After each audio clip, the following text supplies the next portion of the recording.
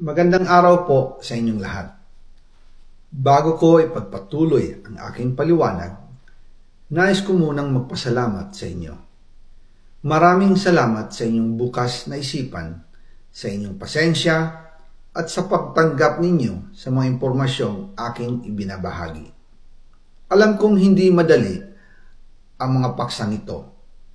Mabibigat at mahirap tanggapin. Hindi po ako makauwi dahil malaki ang banta sa buhay ko. Ngayon naman ay meron kaming natanggap na balita. Papalabasin ng administrasyon na ako ay isang terorista sa loob at labas ng Pilipinas. Para mailibing ako kasama ang katotohanan kahit saan man ako pumunta. Pero mahalagang malaman ng taong bayan ang katotohanan. Muli, taos-puso akong nagpapasalamat sa inyong pakikinig. Una po sa lahat, sinasabi ng ICI at ni Henry Alcantara na 21 billion pesos daw ang napunta sa akin. Hindi po totoo yun. Wala akong natanggap na ganyang halaga. Ang totoo, mula 2022 hanggang 2025, ang kabuuang pera na dumaan sa akin para ibigay kay Pangulong Bongbong Marcos at kay dating Speaker Martin Romualdez ay umabot sa 56 billion pesos at hiwalay pa dyan ang 100 billion pesos insertion ng Pangulo sa 2025 budget. Pati na rin ang 97 billion pesos flood control insertion na inilagay sa NEP ng 2026 national budget. Balikan natin kung paano ito nagsimula. Noong 2022, kakaupo ko pa lang bilang chairman ng House Committee on Appropriations, sinabi na agad sa akin ni Speaker Romualdez na kailangan ko makapag-deliver ng 2 billion pesos kada buwan. Makalipas ang ilang araw, tumawag sa akin si Yusek Bernardo. Sabi niya, kailangan ng tulong ng Bulacan sa problema nila sa baha. Pinapunta niya sa opisina ko sa Kongreso si DPWH District Engineer Henry Alcantara. Sa naging meeting namin ni Alcantara, siya mismo ang nag-offer kung paano ang hatian sa mga proyekto ng DPWH. 22% para kay Speaker Romualdez, 2% para kay Yusek Bernardo at 1% para sa kanya. Doon po nagsimula ang tinatawag nilang deliveries. Ang sistema po ay ganito. Ang mga tao ni Henry Alcantara ay nakikipag-ugnayan sa mga tao ko na sina Paul Estrada at Mark Tiksay. Sila ang tumatanggap na pera mula sa mga tao ni Alcantara. Minsan sa bahay ko sa Valle Verde, minsan naman sa BGC parking. Pagkatapos nilang makuha ang pera, sila Mark at Paul naman ang nag-aayos o nakikipag-coordinate sa tauhan ni Speaker Martin Romualdez na si Jocelyn Sereño para sa pagdi-deliver ng male-maletang pera patungo sa bahay ni Speaker. Una, sa North Forbes Park sa McKinley Drive at nang lumipat siya sa number 14 Nara Street, South Forbes Park. Gusto ko pong linawin, hindi ako nakikialam sa mismong proseso ng paghatid. Dumaan lang po sa akin ang pera na agad dinideliver kay Speaker Romualdez.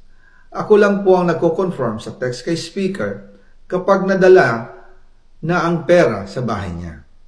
At lahat ng ito, mula sa unang utos noong 2022 hanggang sa huling delivery noong 2025. Umabot sa mahigit 55 billion pesos plus ang naihatid sa bahay ni dating Speaker Martin Romualdez.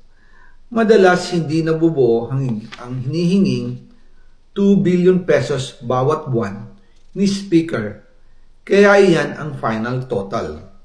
Ang sinabi mismo ni Speaker Martin sa akin na hati sila ni Pangulong Marcos sa perang yon.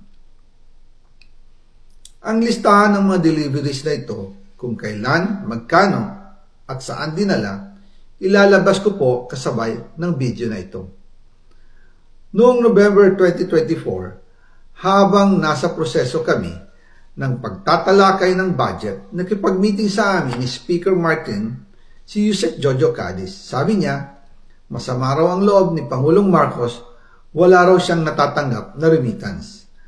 At dahil laging napapagalitan si Speaker Martin ng Pangulo mula Setyembre hanggang November, inutusan niya ako na mag-deliver ng 1 billion pesos para kay BBM.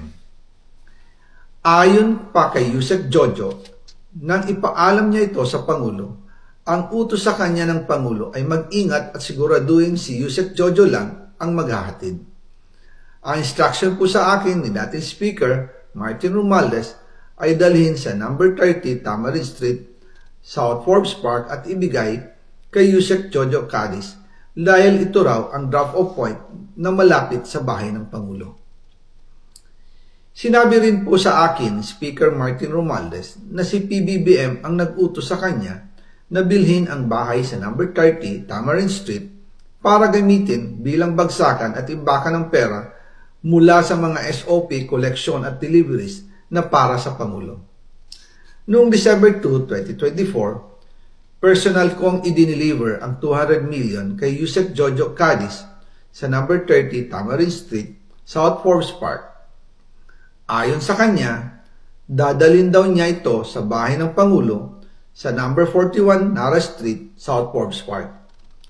Kasunod nito, noong December 5, 2024, muli akong nag-deliver ng 800 million sa parehong address at Yusek Jojo Cadiz pa rin ang tumanggap.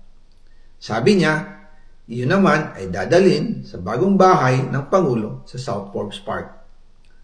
Sa kabuuan, 1 billion pesos ang personal kong naihatid. Ako mismo ang nagbigay ng pera, kasama ang aking driver at mga tauhan. At lahat ito ay base sa direktang utos ni Speaker Martin Romualdez.